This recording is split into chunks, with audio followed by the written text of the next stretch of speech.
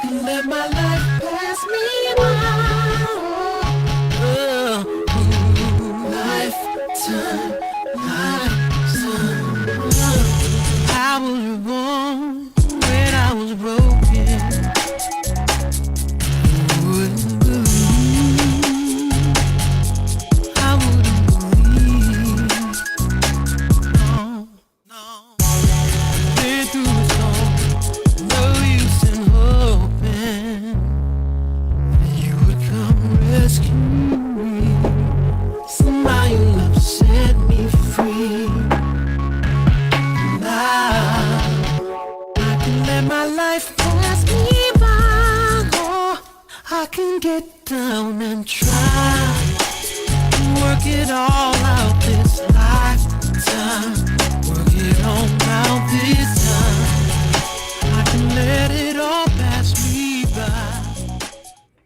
Hey y'all, hey y'all, hey y'all. Come on in the room. Come on in the room. Happy Thursday.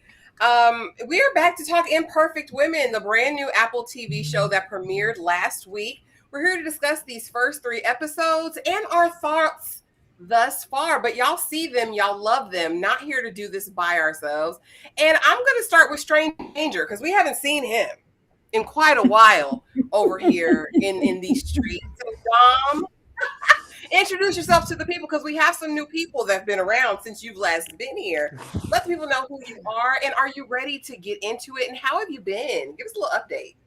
What's going on, y'all? It's cinematic pain on all the things, and I haven't been that far. You know, I've been in the Discord, and I ain't been too far. I've just been a shadow in the corner for a while, but you know, I'll primarily be on TikTok making the internet mad with my rightness. People just get so diminished by me being right all the time, and they feel the need to comment. And I'm still doing it over on TikTok, Cinematic Pain. We just have a good old time debating on how right I am. I know the feeling, Dom. I hate being right so much. You It's, know, it's, it it's a pains burden. It's a burden. at times. Tyra over at Struggle Review, how are you today? And are you ready to get into these imperfect women? Girl, I'm fabulous. And yes, I am. Because don't let your best friend keep you from her husband. You go and live your best life and you sleep with that man, okay? It don't matter. You go lay down with that man. Live your best life. Absolutely. Yeah, do the right thing. Hey, Kwana, it's so good to see you, boo. She says, hey, Ty, Dom, and Ashley. I'm watching the show too. Just got my access last night. I know that's right. Go on over there and check out these 3 imperfect women. But we're going to get into it. You know, I came with slides. So we have some things to talk about. And we start here every single time with every single show or movie that we discuss. And I'm going to start with you, Tyra. I need to know, after watching these first 3 episodes, overall thoughts. Oh man, I thought you was gonna go to Dom. I thought you were gonna go to Dom because my thoughts are heavy. I'm tired, Carrie Washington. Miss Washington, why? Why? When I tell you, and Ashley knows, because we work in close quarters, I was waiting so hard for this show. I was like, ooh, look at the cast. Oh my goodness, this show is about to eat everything down. It's going to be so good. I waited impatiently for this because I just knew that it was going to be immaculate. No, we over here with Kerry Washington doing Kerry Washington things. Leave them white men alone. Leave them white husbands alone, Kerry Washington. Why do we always have to reside in a space of Olivia Popehood over there with fists and waiting, getting humped in broom closets in a presidential office? I'm exhausted. I am so exhausted. Now, I would have let that slide. Okay, you know what? Carrie's going to do what she's good at. I really hated the fact that from the moment that we got here, maybe 15 minutes in, I already knew what it was. I was like, "Oh, you've been waiting on that man. Cool, Robert. Take your chance cuz she handed it out. She can't wait to hop on it. She in a rush." I wanted the mystery to really draw me in. I was really here for the circle of friends. I was like, okay, we're gonna take some time, maybe build it up.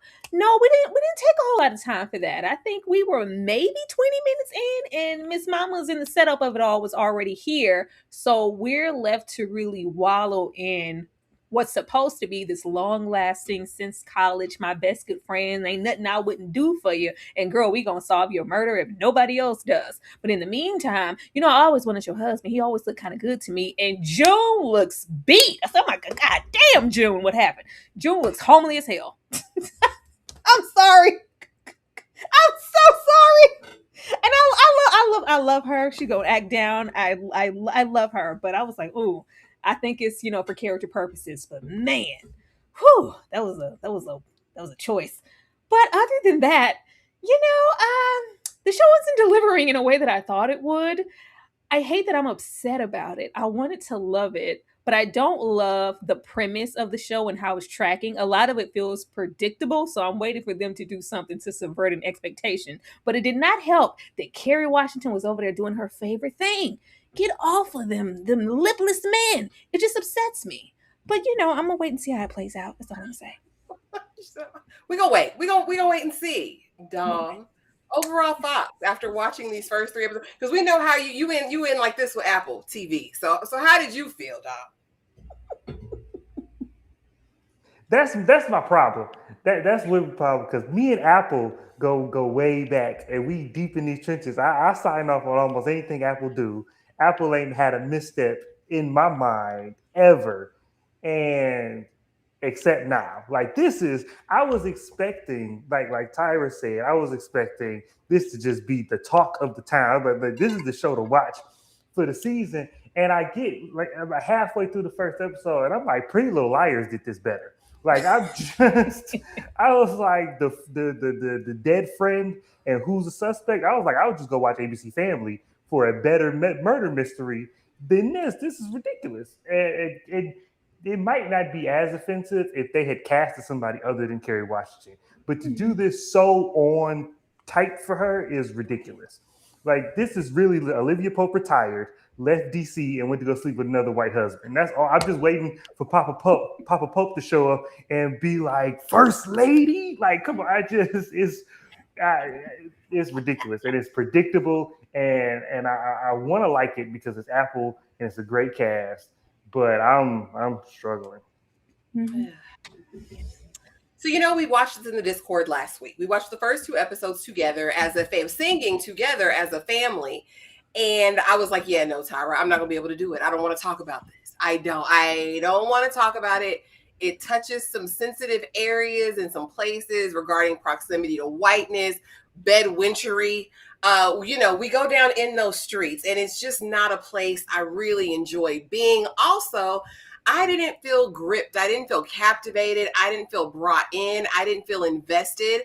And it's coming off of the heels of some really good thriller mysteries. We had His and Hers earlier this year. We've had some really like out the gate thriller mystery hits that were like, oh, what are we doing? And so I came into this too, just like the two of you. Tyra, this has been on our calendar all year. As soon as we saw the trailer, the little teasers at the beginning, so excited. And the cast is stacked. We just saw Kate Mara over there in The Dutchman being, the evil white woman. Oh, God. Being, all the things. And so I said, okay, we've got Carrie and we've got Elizabeth Moss. And we know these are all accomplished women in their own right. The directors are women. The writers, showrunners are women. They can't mess women up, right? They get over here, and I'm like, I don't connect with not nary one of these women. And I think that was my biggest thing. When you have an ensemble cast, I think in some way, there has to be one character that you really connect with, for good or for bad. And I really felt indifferent about all of these women. I didn't give a damn either way. I didn't hate them. I didn't love them. I just didn't feel anything.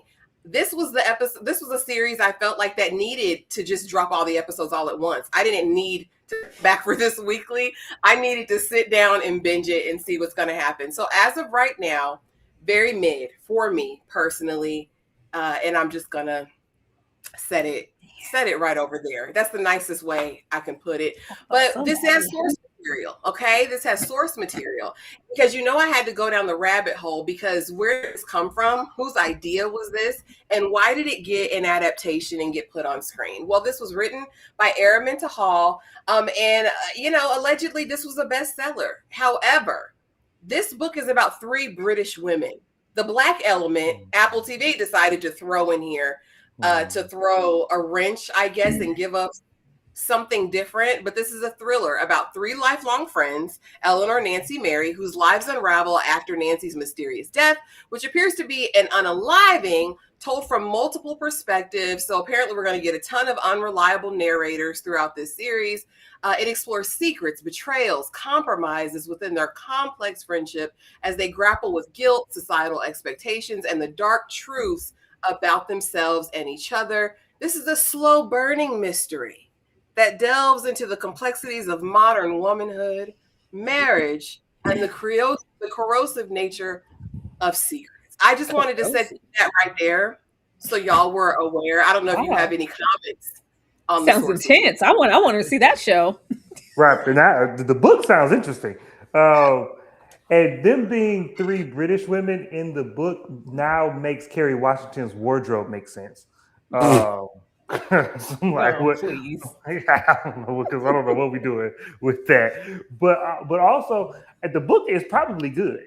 The book is probably good, and this lady might have did with the lady who wrote Bridgerton. With that book's based off, she said she just gave Shonda whatever. She told Shonda she could do whatever she wanted, and this lady probably took the check and said, "Apple, you do whatever you want, because the show coming out gonna make the book sales go up anyway." So I hope that this show isn't a reflection of the book. Lord, Jesus. Are any of the women in the book women of color? Anybody? No, these are all strictly I didn't British think women. so. I just want to Three make white sure. women. Three white Okay. women. Just This, make sure. again, Carrie is an EP on this project. As we get into, damn it, who did this? Because I want to know. Why are we over here? But Anne Weissman is both the writer and the showrunner for this show, the primary writer. There was a writer's room, believe it or not. The directors are the ladies pictured below. Jet Wilkinson is really accomplished. She did Old Men on Hulu, and if you watch, that's one of the best shows on streaming that's been out in a very, very, very long time.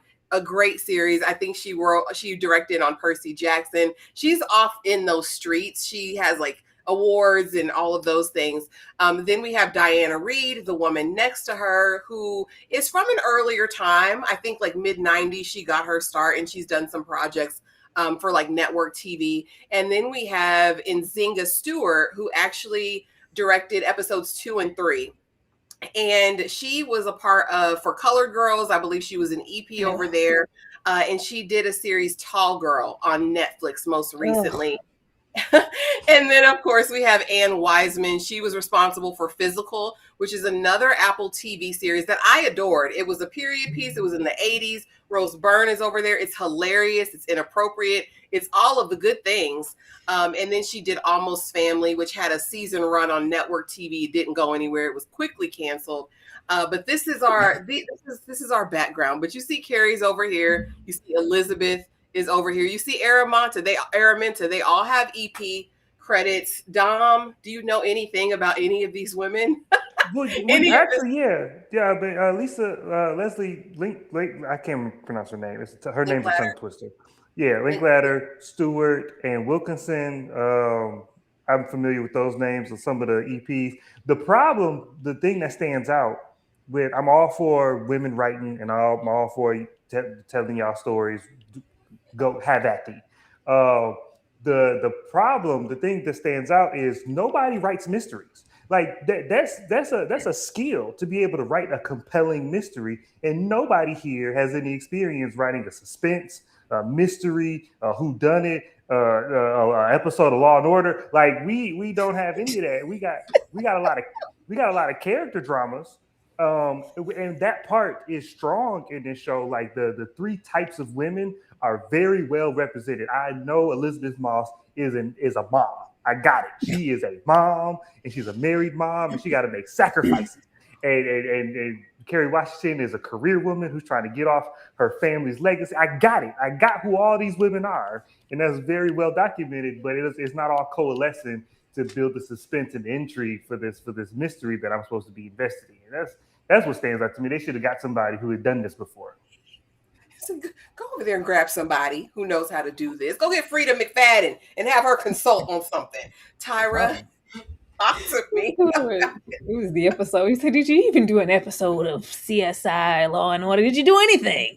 I I was going did. to say the same thing. I'm not super familiar. I have not seen physical, whatever. I was like, "Where's the mystery or the repertoire that says, oh, you're here and you know what you're doing?" At least in to get the concept of the book and get it across the page from the screen. I, it's all women here. If I didn't know any better and I was watching this, I was like, oh, what man set up in the writer's room and thought he knew how to write for some women? It feels like there's no Okay. excuse. There's a lot of uh multi like generational. They all look of like a different certain age and different backgrounds. Enough that could have came together and said, yeah, we probably shouldn't do that, or we can do that and do it in a way that it doesn't have a negative reflection on the Kerry Washington. Because there's a way to be, we like an imperfect Kerry. It's imperfect women. We love that. They're not supposed to be great, but it's a way to do that and still make you sympathize with the character and even like them. Like, oh my gosh, she's terrible, but I like her so much. Like, I'm kind of siding with her and I hate that I'm agreeing with it. No, I don't like them, but it's not in a good way that's intriguing enough for me to really care and be invested in. I wonder how this is going to end. At this point, I'm like, Carrie, if you go to prison, you deserve it. Because why are you over here? I, I don't know. I wish that we could have come together and did something better, but it's unfortunately that we didn't. The other, cast, they're doing what they need to do, but as far as them having these EP credits, I don't know why I would expect for Carrie to want to step outside of the norm because it maybe still could have been what it was, but hey, that particular role, I don't want that one. Let me take this one. I've never seen Carrie as a Elizabeth Moss, a single mom who works two jobs, love her kid. Not like in that full capacity, not in a homely sense because she's at home. Um, I just would love to have seen some variety there and maybe say, well, I've been kind of pigeonholed here. If we're gonna do it this way, I need my character to check these boxes also.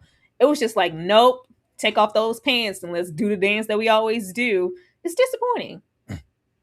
It's payback. I, you know, I just, Well, it's payback for canceling her unprisoned show. She was like, I tried to do a good show. I tried to do a good show and y'all didn't like it, so here I go back into She bed was with these white still folks. over there with that still man. over there with a married white man. She was still Still over there married, with a was married still she? involved In with a her married prison? white man. That's Yes. why I didn't make it that far. And Delroy had to check her. What are you doing, It girl? was What you early. doing? What you mean you didn't make it that far down? It was pretty early on. Yeah, we find out if she's screwing a married white man very quickly. But just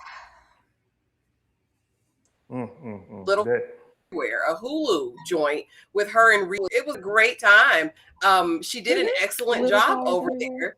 Still adjacent to whiteness, right?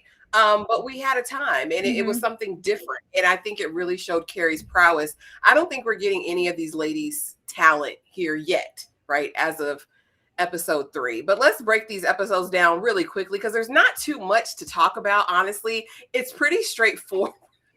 It's pretty straightforward. There's not a ton of complexity or nuance within the story, but the first episode is entitled Eleanor, and we open with Eleanor being questioned by the popo because, girl, you was the last one to talk to this white lady. Did you do it?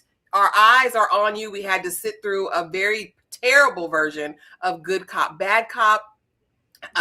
We immediately, everyone's kind of put into suspicion at that point, and immediately let me go check on this man, right? Because she confided in me that she's been cheating on him, and I need to make sure he's good. He's texting me. Pick up the phone, Nancy. Your husband, he's reaching out to me. Oh God, I have to go over there now to breathe his air. I go over there. The police show up, because what? Nancy's gone, sir. She dead. She's gone. What? Oh my gosh. And we have to look at him feigning ignorance as far as what's happened to her. We see this a really short introduction of this friend group, and we're supposed to believe that these are bosom buddies for 100 years, and it doesn't give that. It doesn't give that this has ever been a real friendship in my book. Again, outside of that opening shot where we see her being interrogated or questioned, I'll say initially, there's nothing much. We know this is a friend group. We know one died who was having an affair, and we know you ended up at her husband's house later that night. Like, episode 1 was kind of wrapped up there. We learn a little bit about Eleanor and that she has her own nonprofit, but we don't even get into who these women are fully until the second episode. Tyra, I'm going to start with you. Any thoughts on episode 1? Any questions around Nancy's unaliving, the status of her marriage, any of those things? Because, I mean, that was... Why was it so basic? Why is no one ready? It was so basic. It was like ABC writing of mission. I was like, why does this feel like? Why are you talking about this? This was very Law and Order episode. They said we got 5 minutes. We got to get from point A to B. We don't have time to waddle in this friendship and make you really believe that they care about each other. They all linked. We made it very clear. Elizabeth Moss, like, I'm a mom. Took everything I had to get out here. Be glad I got all dressed up. Normally I come out in my little galoshes and my moo-moos, I'm a mom and I'm just here for that. And then you have Carrie over there. She's a... I'm not gonna say that. She works. She's, more so business minded, the businesswoman. You can tell she comes from some type of means. And then you really get into focusing on Eleanor and not Eleanor. What's her name over here? Mary. Mary. Why they got these old ass names? Mary. It's just, I've been, sneaking around on my husband and I'm having this affair and blah, blah, blah. And then we blink and she's deaded. I said, well, damn. Did y'all not think we needed a little bit more time? I think a sole episode, or at least the entirety of the first episode, and maybe we end with the death. We got to the death immediately. I was like, there really isn't any build up there for us to be invested in, because at the end of the day, this is a simple whodunit. Like, what are you doing? And then after that, it's just like, oh my God, let me go see how her husband's doing. We get really elementary, in my opinion, and try to swap it. And it's like they're building it up for us to believe that it's Carrie because she always wanted the husband. Look how she's moving. The body ain't even cold, and she over there smiling in that man's face, trying to see what he needs, what she can do. Meanwhile, he's neurotic. Is giving a little mean. It's giving head between the washer and dryer. I'm like, what kind of energy is he giving off that it's like, yeah, drink your bath. What I want that man. I was like, what? But this is just the one that got away for her. And meanwhile, you have June over there, and she's just gonna be June. Like, I'm gonna solve this mystery. It just gives off, this single mom and works 2 jobs, all that good stuff. But she's unhappy with her life. For her to get instantly engrossed in, well, if they're not going to solve it, we have to really figure out what happened to her. We're her best good friends. It's like, I don't really have anything going on. This is the highlight of my week, and I'm just more and more invested every single episode. But it's like they're trying to frame like this light around Jude's character and frame darkness around Carrie to give like, oh, where this is the friend that wasn't the friend, and she has this wicked motivation because she wanted the husband. And here we have the lighter friend who was really over here trying to be close and really get down to them. It's like they want us to believe that it's Carrie, and I'm like, y'all ain't even doing that right. I don't know. It was really weird. I just couldn't believe that I waited months for this. There's a skill in telling stories backwards. I want to say Leanne Moriarty does it really well in Big Little Lies, but it's like there's almost an art to telling a story backwards. And I feel like that's where we're going, especially at the end of episode 3, when we're starting to see clips of really what happened with the missing time and all of that. But yeah, it's not landing. Dom, talk to me about episode 1. Questions, fake friends, lies, anything stand out to you in this first episode? For this to have had a writer's room is ridiculous. Only because this episode feels like a first draft that didn't get a rewrite. Like Eleanor, Mary, like these very stock names, these very stock archetype characters who don't have any depth. It's like we got the housewife, we got the businesswoman, and we got the socialite wife. And it's just like we didn't go any deeper than that. We don't see them be friends. We see one scene of Elizabeth Moss going from June, and then every other scene she's off for it. And I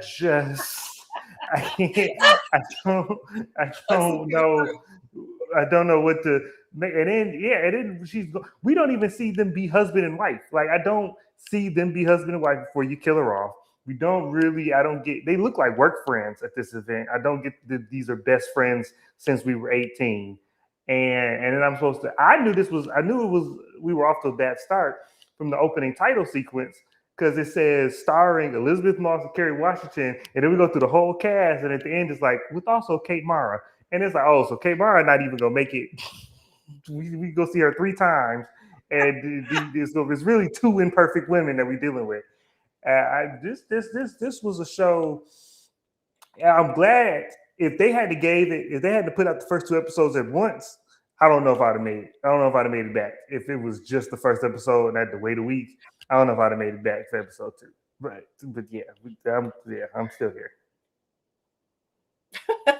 Yeah, Thogio, he said, "Blessed be the fruit, may the Lord open." That's what she was giving this whole episode, and looked just like her. I said, "Lord, Elizabeth, they didn't doll you up none over here, like nothing. we didn't." It looked like they made you worse. They took some off. They took something away. Now we get over here to episode 2, Crush, and all of Eleanor's lusty desires are fulfilled. We done put the lady in the ground, so now let me be black and let me be of service. Oh, your daughter needs a party? Okay, I got that. So you need me to come clean the house? All right, I'll be over there too. Anything else you need for me, Robert? You're going to be in my apartment without me letting you in, and I'm going to get dressed and go out to the ballet with you, Robert. Overstepping boundaries. He's out of control. And this is when we kind of to, okay, there were cracks in terms of Nancy's marriage to Robert. We already knew she was stepping out, but now the daughter is saying, listen, I'm scared to be alone with my father. Auntie, can you stay here with us, Eleanor? Auntie Ellie, is that cool with you? And this is where we see Mary put on her hat and cape and be like, all right, yeah, it's time to get to work. We need to figure out what happened. Who is this man? Who's Marcus? Who's David? Who are these people? Robert is ripping photos off the wall, showing his bare booty cheeks. Now, I didn't know who Kinnaman was when we came over here. And then I said, he looks very familiar. I said, oh, he was Altered Carbon. That's where I know him and I know that booty from. But I really didn't expect us to go over there when he said, I'm grieving my wife. And Carrie still proceeds to screw him after that. I said, Carrie has no backbone. She just wants this proximity. Honestly, what it was giving all during episode 2 is very, very, very high level pick-me behavior. I said, there's no way you want to be chose after 35 years. Because I don't know if they're pushing that Carrie's 35 over here. But baby, we know it's been a lot of years since college. It's been a lot of years since 18. And the idea that you've been pining away for this man and basically waiting for his wife to die is crazy. We get to meet Robert's sister with her short mullet, circa 1982, her yuppie haircut. And we have to listen to her be rude and disrespectful because this is the Hennessy family. We're also in episode 2 introduced to Kerry Washington's brother, Donovan, played by, y'all know him from Hamilton. What's his name, y'all? Leslie Odom Jr. Leslie Odom, yes. We get to see him spying on his sister because if you would have joined the BSU, maybe you could have been with Tyrone. Maybe you could have been with Malik and not over here chasing this white man who don't really want you, baby. He don't want you. We also see her curb a valid, very fine young Frank Lucas over here. I don't know what's wrong with her or her nonprofit, but it very much gave, let me put everything to the side to be of service to this white man and his child so that he will one day choose me. That's what I got from episode 2 and this crush. Dom, I'm going to start with you. And you've got his picture on the screen. I know you wanted to take a couple moments with him. For him. No, not him. No, he wants to take a couple moments with Frank Lucas. The black man. Yeah, the black man. Okay. Well, do that. Do this slide too. I just don't have a picture for him. I'm so sorry. Okay. Well, then give me a sec. Because one, Kerry Washington is irritating from beginning to end in this episode. But I was about to turn it off when is this episode where he sees the painting of his wife? Okay, so when he realizes that the painting in his wall is of his wife, and in his mind, the dude she was cheating with is the one who painted it. That's what he's thinking at the time. And he proceeds to rip the painting off the wall and take it out trash. He crashes out that his dead wife then had this man paint. And Kerry Washington is acting like he's being weird. And I'm like, if you don't sit your ass down, this is the most believable and understanding and justifiable this man has acted on all 3 episodes. And I'm like, I know he ain't no good, and we're gonna find out that later. But at this moment, this is a genuine husband reaction, and let him have that.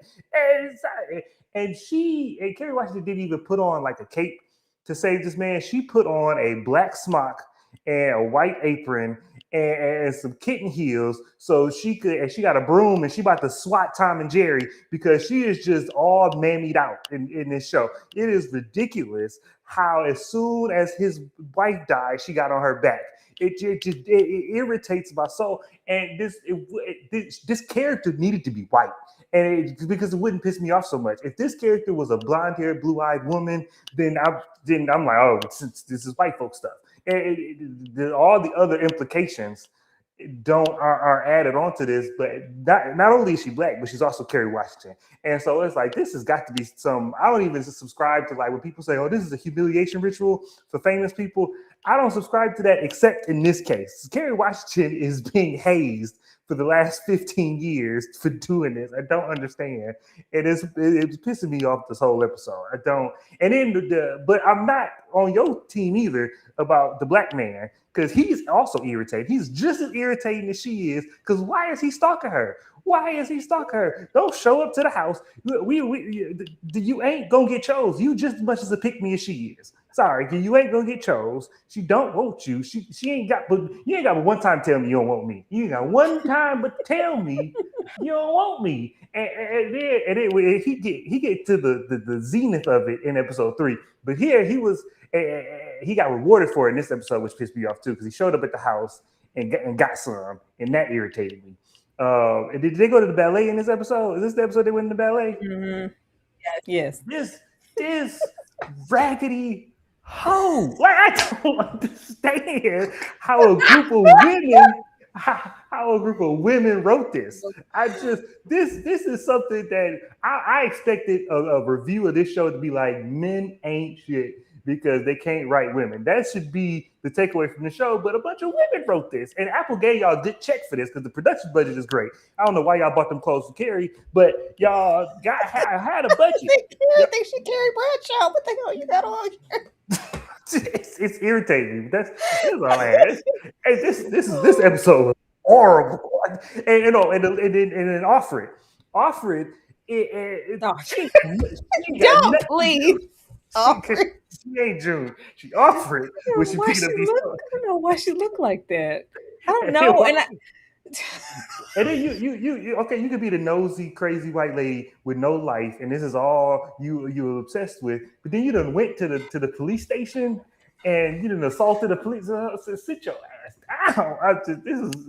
I'm so tired. I'm so tired. This episode drained me. I'm tired, boss. Tyra?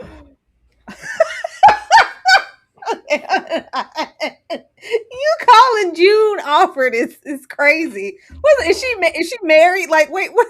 Which one is Elizabeth Moss? She's married. She's married. She's married. Okay, like what they're doing with Mary. That's what I said. I feel like they were trying to put this white light, this halo. When we got to Carrie's family home and she had that ice white homely ass dress on, and it's very excuse the mess and all these kids and but I love it here. She hates it there. She hates it there. She don't want them kids. She don't want that husband. She don't want none of that. But the writing, it's supposed to. I think we made her look the way we looked, so it would be like completely unassuming. Like, oh, I'm not a threat at all. Like, but y'all could have put a little something on Elizabeth Moss. Damn, the way Offred is on brand. But it's just, don't look at me. Look over there. Look at Kerry Washington. She's the one with the schmancy apartment uptown and, living her best life. She's, non-committal. She's, been pining away for this man. I'm the one more so invested in doing the right thing for our friend and leading off of episode 1, when in doubt, blame a random black man and say, hold on. hold on. Nobody. And of course, when we're getting into Carrie and her proximity to whiteness, you can understand why she wouldn't read the room and go, well, she was with this black guy and this man and named David, and like it's like all I did was paint her. Like it really wasn't even all that, but we were just ready to implicate and just throw the blame over there. And with Carrie being who she is here, it's not going to register to her that, yeah, that's maybe something that we shouldn't do right off the back of this woman being murdered. Like, okay, after we leave Elizabeth over there, this I was more so focused on why aren't we worried about the fact that baby girl said, not only am I grieving in my mother, I don't trust my father to be left alone with him. I don't feel okay. Can you stay? Can I come with you? Can you stay? It was just like, yeah, so how about those Lakers? I was like, Eleanor, what are you doing? We completely bypassed that and we're focused on, first of all, the yuppie haircut. I said, why does she look like a 80s Wall Street villain, sister? Like, what is that? It was very 80s. To say, okay, the styling choices on the show are very, very interesting. I have been looking, they always giving Carrie hard life, soft wig, white man wiggery, and it upsets me to no end because Carrie is beautiful and they subtract from it every chance they get with some funky ass wardrobe or a tired ass wig. But we can't do anything about that. But once we get over there, it's like, well, yeah, we heard such and such all about this random painter because of course we're going to automatically, when in doubt, investigate and try to see what's going on with the husband. But no, what painter? This painter? She was cheating, and we're ripping it off, and we're doing the most. I would have gotten away from that man. There are so many red flags around Robert, whether he's grieving or being upset. Oh, you cheated on me, husband, which of course later we found out you already knew. So what was the performative action for? It's Carrie not reading the room. The way she zipped up her boots and ran over there and said, what you need, Big Daddy? Said, oh my God. Oh my God, is this Django? She ran over there. I swear that's the only thing that was running through my mind the whole time watching this show. Django over there saying, I gotta go hurry up and go rescue her because they're gonna make her a comfort girl. So you brought your happy ass over here in the woman wasn't cold in the ground good enough, and you couldn't wait to be a comfort girl. What do you need from me? And it was not under the guise of, oh, this was my best friend. I need to go support. Any real auntie would have been over there for the daughter. Let me see what you need. What can I help? You came over here for this man. The moment she touched down, it was all about this man. Let me put myself in his face, make myself useful, because now that she's gone, maybe I could be next. What? It was disturbing, and I hated how the writing acted like it didn't want us to assume that about her. Like, no, she came over here with the best intentions. No, you came over here to sit on it, and it's disgusting. And then we have Rome over there, have this nice Frank Lucas, this nice, what a beautiful chocolate man. We have this handsome little young tender. First of all, you got one job, bro. You pull up and you drop it off, okay? Now, if she don't want more than that, you go where you're loved, son. Go where you're loved, go where you're celebrated. If Carrie don't want you, just go. Baby, first of all, I think so much of Carrie's character is coming into question because it's the workplace politics. You're sleeping with your little subordinate.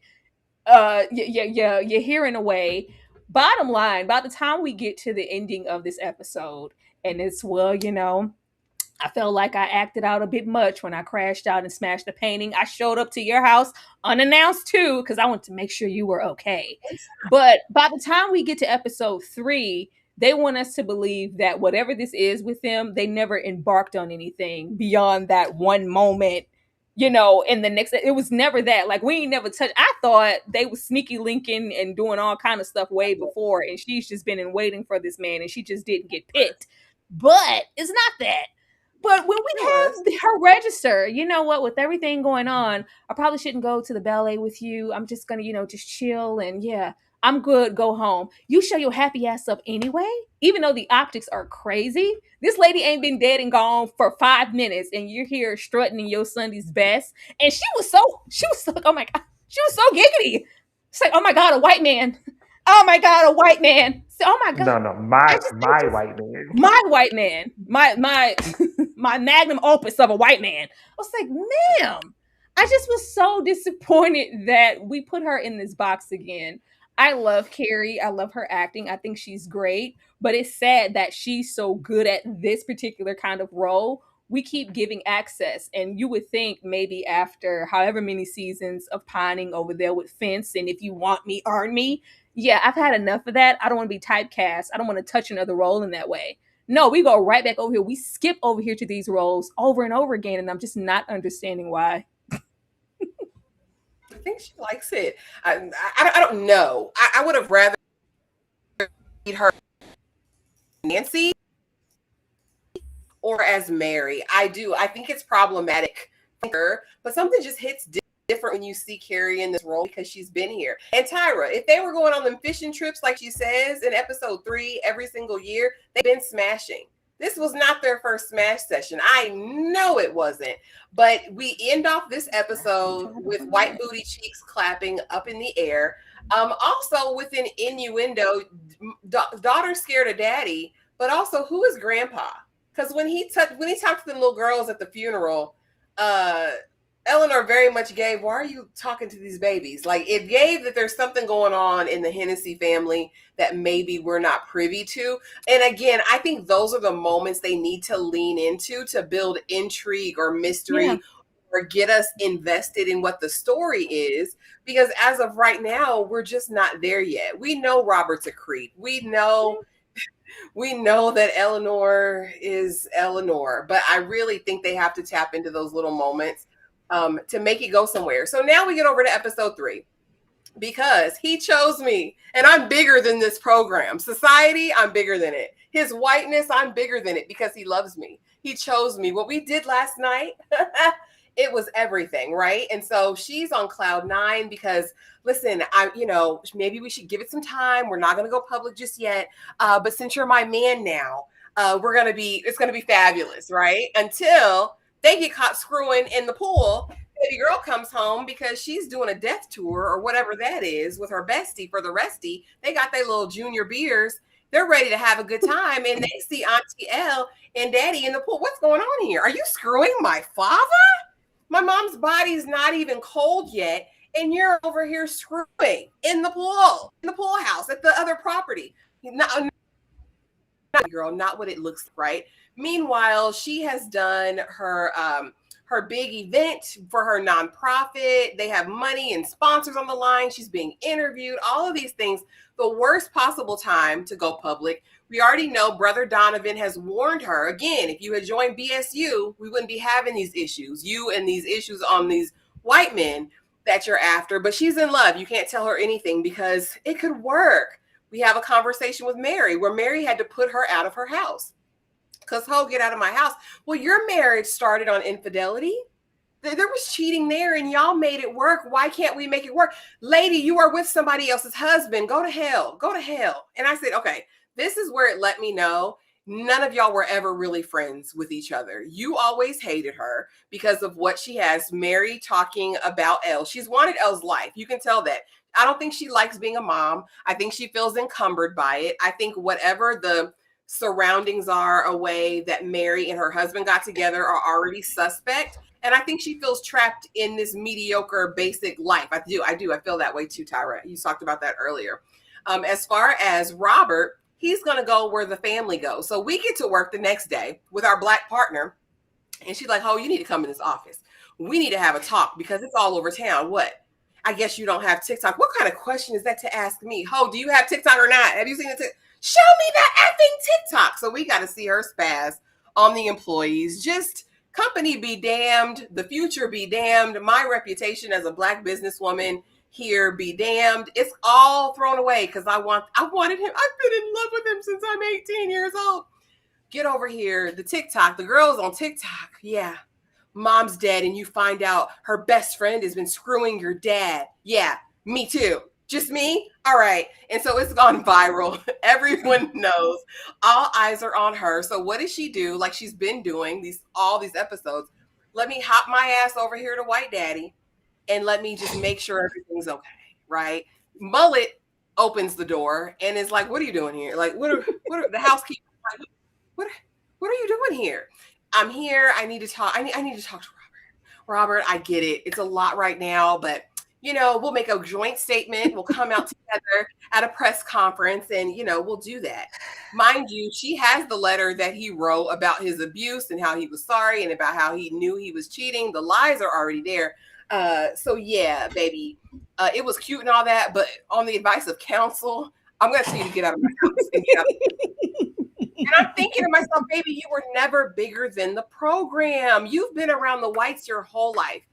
And we'll get into her, but that pissed me off so much because you have no awareness. You really thought he was going to choose you over the image, the reputation, the money, all of those things. I can't believe that. F your sobriety. I can smell the whiskey on your breath. He said, yeah. And by the way, before you leave, I need that letter back. She was like, F you, Robert. I'm leaving. Oh, what is wrong with you? Brother calls her. Because, girl, it's everywhere, right? You done effed up, right? Our mom is on her way. And I think the mom is going to be tantamount to Papa Pope. And again, we do have to keep in mind that this is not a part of the source material. This is a very Black experience type of thing that they entered into this show. And I don't think we needed this. Anyway, she gets the obligatory conversation with brother, like, you have to fix this. You got to be better than this. What's going to happen all because I hope the ding-a-ling was worth it. How dare you talk to me that way? I'm just over it. And now you're suspect number one because it's in your lap now. Mary hates you. She's against you. The husband is, or all that. And at the end of the episode, we see Mary come. I found him. I know who he is. So that was the cliffhanger that we get for episode 3, Monster. Tyra, I'm going to start with you. We're missing time. We found out that Eleanor has 3 hours unaccounted for, and her little boo kitty opened his mouth and told the police, well, she didn't get here till 1 o'clock. She was supposed to be here at 9 o'clock. She ain't get here till 1. So I don't know where she was in the meantime, in between time. And why did Ellie think she was bigger than the program? You were never bigger than the program, sis. My issue is it's just so half-baked. It's not even good. The writing is ass. I was like, this is the most basic, generic version of this particular story. So it should be executed flawless. It should be fleshed out. The characters should be. It was so dry. It was so dry. I had the same reaction to this as I had when he stripped down naked and was giving Carrie them slow strokes. I was like, Carrie, it will be a cold day in hell before I ever want to see Carrie's sex face again. Carrie never met a sex scene she didn't like. And I love her for it, but it's always, oh God, like, oh God. I was like, can we please get the hell out of here? And then we find the book and we start off the episode with how terrible he was to your best friend. I was so sorry. I knew about the affair and blah, blah, blah. 17 more reasons as to why we shouldn't be looking this man's way. Oh my God. You lied to me. Oh my God. I just can't. I can't believe you after we just had sex, like for the first time. And did you? Are you sure? Are you sure? After that, and she's just kind of trying to act like she has guilt this episode. I was like, where? Girl, you couldn't wait. You couldn't wait to be with that man. The whole setup was getting to y'all eventually sleeping together. All y'all needed was space and opportunity. Like, really? But she's just full of guilt at this point. And she's like, you know what? I can't leave that white peen. I'm gonna stick beside him. Leslie Odom is being wasted here. I don't know what's going on. What's really like on my brain, like I don't like their dynamic as sister and brother. It's odd. I don't know. From the moment that we met him and he's off, he hired some secret agency, somebody, some PI to take photos of her and track her and see where she is. And it's just all under the guise, well, if I didn't have, photographic proof, if I would have confronted you with it, how you over here pining and showing your ass over here with Robert, you would have lied about it. So that's why I'm doing this. And even in the way that he reacts to, like, you slept with, like, he's angry. And it doesn't just feel like, oh, this is at the reputation of me, the family, who we are, like the family name. How dare you? We deserve better. You deserve better for yourself. You should have got you a black man. It's just odd. I don't like how they embrace. I don't like how they're framed in scenes. I don't know. I don't know why it's so off-putting to me. Even their at the later end of the episode where it's like, oh, sis, you did the right thing, coming to get some representation, and they embrace. I'm like, I don't like it. I don't like it, and I should hope that that's not the direction that we're going, because in combination with our little baby saying, "I don't trust being left alone with daddy. Can you just stay here with me? Can I come with you or whatever?" And then the whole grandpa scenario, and even getting into the conversation that Eleanor had before wifey got deaded. It's like, oh, there are things at play here that you have no idea what's going on. It's bigger than you could ever know. I just need you to come with me. I need your support. All the way to the painter going, baby, that lady was insufferable. She was miserable. She was like dying right before your eyes. And you two, as her best friends, neither one of you noticed. Like, she was suffering. She had some major problems. So there's something going on in that house that we don't know about. I should hope we're not putting anything over here too, because I just don't like it. Other than that, the whole getting caught, because it's like, I'm just so shameful, but I'm gonna come when you call, and I'm gonna show up, and we're gonna keep doing this, even to the point that when baby found them and they lied, it's like, oh, this isn't what you think it is. Like, your eyes are playing tricks on you. And then he tries to like implement punishment. Yeah, so what are you doing here? Skipping and drinking and doing this, and yeah, just like, I'm not crazy. You're sleeping with my father. And Carrie's here acting like the victim, like she's been wronged. She's like, oh my God, I just can't believe she hates me. Did you see her face? Hell yeah, are you crazy? I need more backstory to get into her delusion as to why she thinks her behavior is okay. Prior to this happening, you were already suspect number one, and it wasn't until the ass end of this episode that you decide, you know what? I should stop talking and lawyer up. You think so? Do you think so? They are never looking at Elizabeth Moss' character. They're not looking at Mary. She's just a deranged white woman who's obsessed with the case, who has nothing better to do, and she's showing up, implementing herself in these rooms and these conversations, looking for evidence. But we just want her to go sit down. They're not looking at her as a suspect. She's not coming on down to the house trying to put her titties on Robert's back. It's always been you. So when we pop out and we're sleeping with a man and we get called out, after our young black tender comes, he's like, you trying to break up with me? I say, young man, I don't get a say in this. Can I, girl, I want you. I'm trying to be with you. You don't call. You're coming in. I don't see you. Like, you're not, dude, he's like, yeah, I just think we should keep it professional moving forward. Oh, he's just heartbroken. I was like, please do something else with him. Y'all gonna waste him just like y'all was over there playing with Aaron Pierre in the morning show. We don't have time. Oh we my don't God. have Oh time. my God. We don't have My time for God. this. But that's just that. She makes it very clear. I don't care what's going on. Even at the hest of you being caught, it's like, do you want to stop? No, I need this. I've been waiting however many years, all my life, for this pain. We get caught and going down she immediately goes down to the house. I thought at that point, once it was framed as you being a suspect, you're gonna try to see who you need to talk to, lawyer up, get your story straight. She go down to the property. Do you need anything? What can I do? This is about us, okay? Mullet, go over there. This is about me and you. So what we're gonna do is get our story straight. We don't have to come all out at once.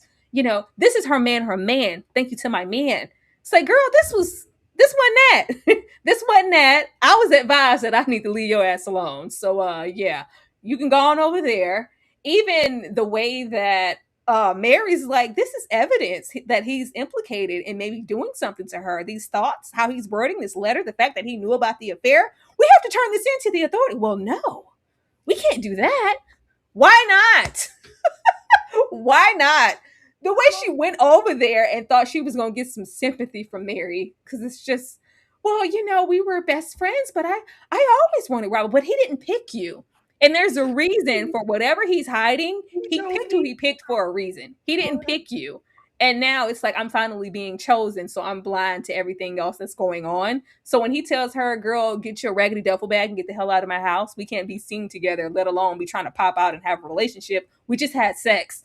But I thought, you made me believe. Like, he didn't work hard to make you believe. It wasn't too much anything. Like, it's just ridiculous. And then it doesn't help that Carrie and the rest of the characters, they're women of a certain age. So now you just look like an old pick-me fool. I don't know what we're supposed to do with that moving forward. But finally, after that, you know what? I think I need to lawyer up. Okay. We go and give our spew and our story, and we get a high five from the brother. And of course, like you said, we end off with Mary going, we found him. Because that was her ace in the hole. She was with this man, and it's like, yeah, we have not found that man. We don't know anything about it. That's not going to be any evidence for us to take you off the radar along with Robert. But Mary says she found the man, so now we have a suspect. Child, I don't know. It's just not, something's missing here. I don't know. I was like, what are the storyboards, or what did anything look like? Something, no, something's like left out, like some stories missing or something, or else it's just bad writing. I don't know. Again, I think they're trying to do one of these play it in reverse. I think they're trying to tell the story backwards. And again, there's an art to that. And I don't think you can just give us a clip of, Eleanor saying, yeah, no, you get the hell out of my car. Get the hell out of my car and figure it out, Nancy. I'm not your friend for real. You're cheating on your husband, the man that I love. And, I guess we're going to be working back in scenes like that, but it's too late. Dom, talk to us about this, and talk to me about these fishing trips that they've been taking for all of these hundreds of years that Nancy was okay with. Because take them off my hands. Said it was pity. I think she pitied me. Well, so I will say, and I'm gonna say, and this might be me putting too much credit on the writing. I might be putting too much dip on the chip, but I think that they didn't do anything on the fishing trip. I think that the time we saw them smash was the first time they smashed because he don't want her. You know what I'm saying? I don't think he's ever wanted her. He don't want her, and all the attraction is one-sided. She been wanting him since she was 18, and she been waiting. That's why she was a bad friend. The only reason she stayed friends with Kate Mara is to stick to proximity to him. And what it seemed like between that last episode and this episode, like her delusion, like she has an actual, like it's not just a girl delusion, like she has an actual mental disability. Like she's actually delusional. She's actually crazy. And she's actually clinically obsessed with this man. And that's all because you can't be a functional human being. In my mind, you can't be a functional human being with genuine empathy and see a teenage girl say, I don't feel safe in this house with this man, and be like, can I come home with you? And say no? And say no? And it's like, it's ridiculous. But it's only one-sided. Like all the ridiculousness is her. Like if you just take his actions in a vacuum, he's just being a man. Like he's not a good man, and he's not an honorable man, but he's being a man. And I think he took an opportunity where it was some Kerry Washington cat on the table, and I'm grieving, and me and my wife we wasn't on the best terms anyway. We were already wasn't crap. And so you're gonna put the cat on the table. I'm grieving, I'm upset, I'm gonna take it. And I'm gonna take it, and it feels good. And then but now it's getting real. And I'm like, no, you got to go home. I left the money on the table, you got to go home. That's what all of this seems like to me. The brother and sister do seem real indecent proposal-ish. I'm not liking that. Leslie Odom is being, he was either miscast, this thing was miswritten, or I don't know. This character might not need to exist at all because she ain't listening to none of the advice, no way. And I do think it was a choice. I think it was a choice to have this family be called the Hennessy family, only to have this black person be obsessed with it. That just seems like, please. I'm just saying, they could have had any aristocratic name. You chose to have the black person obsessed with Hennessy. It kind of irritates my soul a little bit. But I think Kerry Washington is unstable. Like her character is legitimately unstable. That's why they got caught in the pool, and the next scene they kissing in the kitchen like the daughter can't come back downstairs. Like it's utterly ridiculous. Like you still in the house on the road. Like go home, ho. Like she doesn't make any sense. And they are trying to distract from the fact that Kerry Washington and Ashley, you were great for knowing all these characters' names. That I don't know nan what.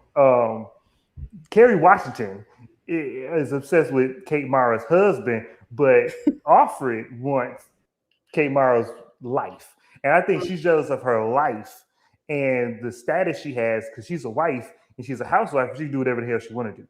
And so we gonna, I think, hopefully, well, I don't want to say hopefully because I don't know what I hope for this show, but it seems like we're gonna go down the deterioration of Kerry Washington's mental state as if that's going to lead us to her being the murderer, only to switch and be like, oh no, it was you the whole time.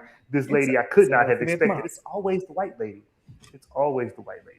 Always, Um, always the mid like, white woman. yeah, and so I just and who David, I don't. When it was like, I know who David is. Oh, okay. I don't. Yeah. I've watched Mary Kay and Ashley episodes of when they were detectives that had better cliffhangers That's too than simple though, this. Dom. They can't do that. I was hoping the entire time that it wouldn't be, aha, it's actually Kate Moss. Like, please don't do that. Do anything else but that. That's what it looks like they're going, because they're working too hard to make her look like I'm really the one who cares and I'm trying to solve her murder and you're just trying to sleep with her husband and you were always jealous of her and you wanted Robert. Yeah, but you hate your life too, and y'all were all coveting what she had in some way, shape, or form. Please don't let it be Kate Moss and let it be something else. Please. But if it's not one of the two women, if it's not one of the two imperfect women, the only thing that would be shocking is if it's the daughter. Like unless it's the daughter, and it's like that would be like, oh my god, that's the imperfect woman. But it was just other than that, if it's one of the two friends, it can't be Kerry Washington. You can't be that No, on it's the not nose. Kerry It just can't Washington. be. It's not And Kerry. so it's either offer it or it can't be Kerry Washington. It can't be the husband. That's just too obvious. So it either got to be I have a Alfred theory. or the I have a child. theory. Alfred or the offspring. Or It they could wasn't. be working together. Kate and Elizabeth and the husband could be working together in tandem to Oh get it my, that would be all over horrible. and lay it in Carrie's lap. What is this Clue? Like no. I gotta list the suspects at the end. We'll go over it and Okay. talk about it because I have one that may be unsuspecting to Hmm. some.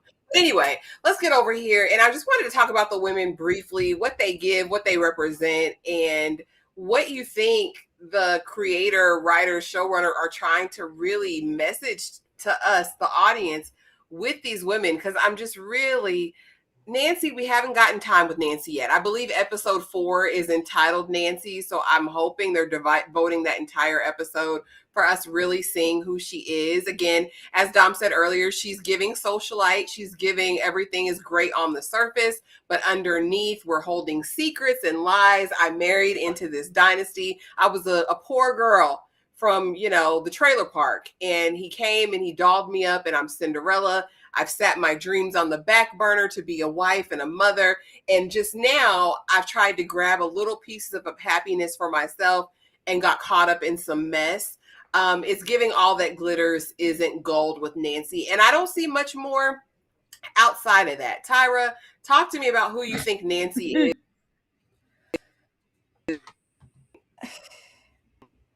I was about to say they didn't give us nothing, Ashley.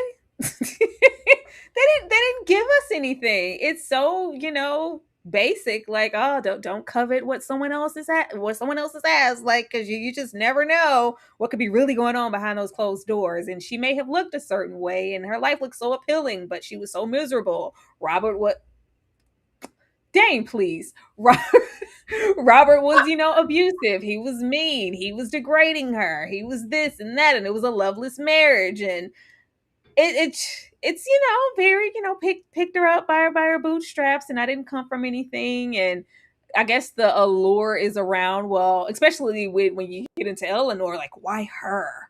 She Why her? Why did he pick her when I was there? And I do come from a family of means, and I do have a name, and she didn't have anything, and it's just hovering right back into jealousy.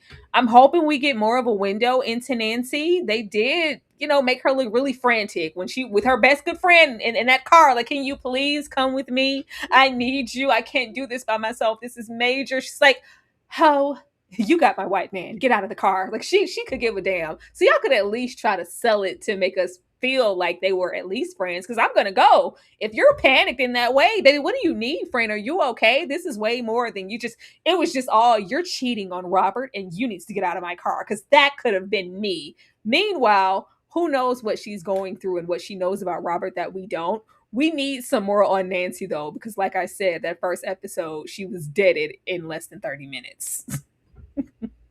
I think Robert's trafficking people. At this point, I think he is the worst scum of the earth. He found something on that computer and somebody's being human trafficked. Dom, talk to me about Nancy. What does Nancy give as a character?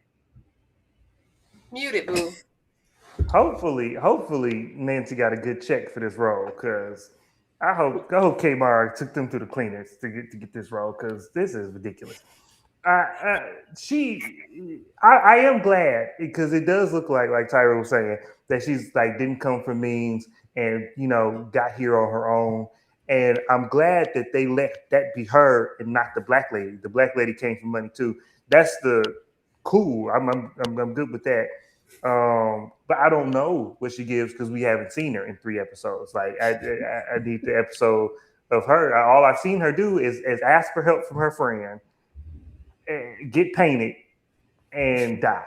Like this is the experience I have of Nancy. So I just and we had and my history with shows that take an episode to focus on one of 3 women is not a great track record. I just I hope this episode this episode need to get me, because if this episode will get me, I don't know how long I'm gonna stay with these imperfect women. But 3 Women was a good time. We had fun. Do that. We had fun. Had fun. Yeah, it was a good time. It was a good time with DeWanda Wise. That's all I got. And the pancakes. It was a good time with DeWanda and her pancakes.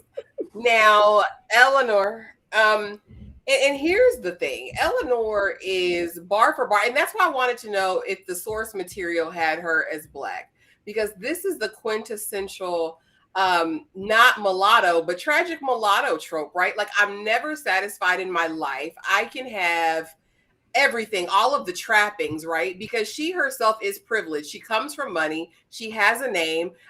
Clearly black elites, based on the presentation of her brother and the conversation that they've had. You could have been a contender out here in these streets. Formidable black family with a name. However, this undying desire for proximity to whiteness and to be approved of, and to get that stamp of approval from whiteness, that I'm now somebody, I can be in your spaces, I can be fully accepted for me in said spaces, but I still feel like an imposter. That's why I have this nonprofit. That's why I've thrown my life into saving others, and I always feel like, hey, they can't be talking about me, things like that. Here's the thing, right? I have no issue with storytelling if it's good, right? But I will say that I really come to a point where I'm tired of seeing the same story over and over and over again. Like Kerry Washington, I'm really over you wanting to be chosen by a white man. And that's what's going to put the battery in your back and make you a complete and whole. You have all the accolades, money, you have the name, but this piece be complete. I really don't like the way that presents. I hate the narrative, but I have another slide for tropes and all of that. But talk to me about Eleanor's character, Dom, and where you're at with it. What is Dom doing? Eleanor is the example of why not just because you are something doesn't mean you can write everything in that genre. Like, I know that there was a black woman there right in the writer's room, and she had a pen, and she probably had a good hand in Eleanor, but that don't mean that you can write the type of character that Eleanor is requires a very deft hand and a very good writer, because it's a complex. Eleanor screams to me of exactly what she is, a white character that they just made black and tried to infuse blackness into a white character. But to write a black person who is wealthy, who is affluent, but has imposter syndrome, and has to deal with proximity to whiteness, but also being black. And what is blackness when you don't associate with a lot of the commonly attributed black things that we talk about with like culture and stuff like that. And like, you didn't grow up telling the stories and experiencing the stuff that we did, but you're still black. How do you navigate that? And as a 50-year-old woman, how does that manifest Yeah, because this isn't college. Like this isn't a college story. This isn't a coming of age story. You're a 50-year-old woman with a business, and you know what I'm saying. And so some of this stuff, some of this stuff you shouldn't just now be realizing. And so to be able to write a character like that requires a lot of skill. I'm Lived just saying. experience, if you will. Yeah, a lived Yeah, experience. you gotta know in every writing class, in every creative writing class there is, at some point in that class, they're gonna tell you, write what you know. Write what you know, come from a place of experience. Whoever wrote this didn't know this. They don't know this life. And it shows. It does. It showed with the microaggressions because when it Yeah. was a black man, Robert said, "Did you know him? Why? Why would I know this blackie? Why would I know this blackguard on the street? Why would I? Do you know who I am? Do you know who my family is? No, you're black. You're black. You're black." And I said, "Don't jump in the room. You're black." Tyra, talk to me about Eleanor and the writing of her character. How does she land No, dumb saying 50-year-old woman is yeah. multiple times? Back to Because back. I was thinking the same thing. Like, if you're gonna give me this version of Eleanor, I needed us to start with college. Just give me one episode of college and who you were, and maybe she'll make more sense the further we get into the family. We know what Leslie Olam is giving. Maybe when we meet mom, I just need some history because it just doesn't make sense. How she's acting would be more tailored if she was maybe I've been pulled up and out by my bootstraps and I didn't come from means and I just don't feel like I belong here and I'm having imposter syndrome and I always feel the need to prove myself because I'm lucky to even be here. No, you come from money. You come from money. You come from means. And even if you couldn't get the Robert, there had to be tons of other who were darkening your door. Girl, please. It looks like since college, she has been waiting. Because if I can't have Robert, I don't want anybody. We don't meet her in some long-term committed relationship. And it could have just been, I just pour myself into my work and I'm not interested romantically in anybody. But it wasn't that. You were very interested romantically in Robert because the moment that lady dropped dead, you couldn't wait to get over there. So it's like you've been waiting. You have been waiting for 50 years. You've been waiting this entire time. It just doesn't make sense. There is no nuance to Eleanor. I maybe if it was Carrie and we didn't see her in this capacity so often, it would hit different. But we do. So it's like, damn, again, Carrie? Like, why? And even let's just say she is here and I've been waiting and this is my shot with Robert. A 50-year-old woman would know what this is and what this isn't. I don't care. I don't care. You don't get to get here and be this naive. You just don't. Not in the way like Carrie is rolling up here like Robert's the boss and she's the young little secretary at the desk that he took advantage of. You made me think this was something real. No, you are a 40 plus year old, business owner. You're a woman of means. You have family lineage. You have, girl, you're a corporation at this point. The way the press was out there, that's what they want us to believe. Like your name, the way Leslie Odom brother called, is like, yeah, whatever you do falls on me and my name in the family. I don't want to be out there represented in this way. Like, girl, you're a brand, and we threw our name, our family, everything on the ground just so we could lay down with Robert. I just I don't get it. And even if that was the case, a woman of a certain age is going to know, baby, at least at the very least, I don't want to go to jail.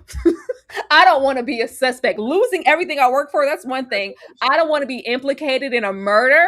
So I'm going to go sit down. And even if I do link up with you, nobody's going to know about it. It's going to be on the hush. It's going to be like, because I have to put and prioritize myself first.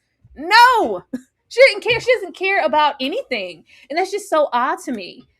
I, I would have really loved to see Elizabeth and Carrie swap roles. I would have maybe been here for that because this here it just says a whole lot, and we should have made her black if we weren't really ready to write what comes along with that in a proper way. That's not offensive.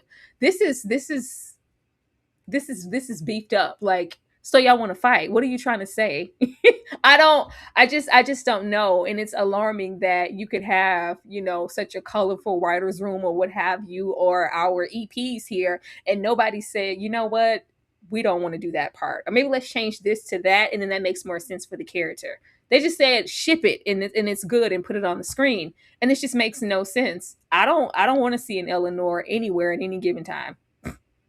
Yeah, barring, I fear, a mental illness, I You don't think she know has if a there's mental a illness? way to redeem.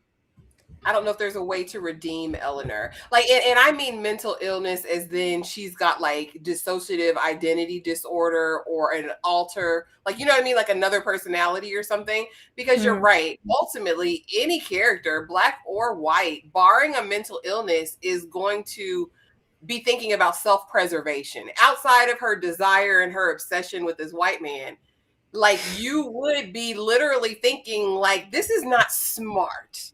Like, you've grown this business, you fundraised, you're on these magazines, and you're not thinking about your freedom. Like, there's something else going on with this character. It has to be in order for it to work ultimately.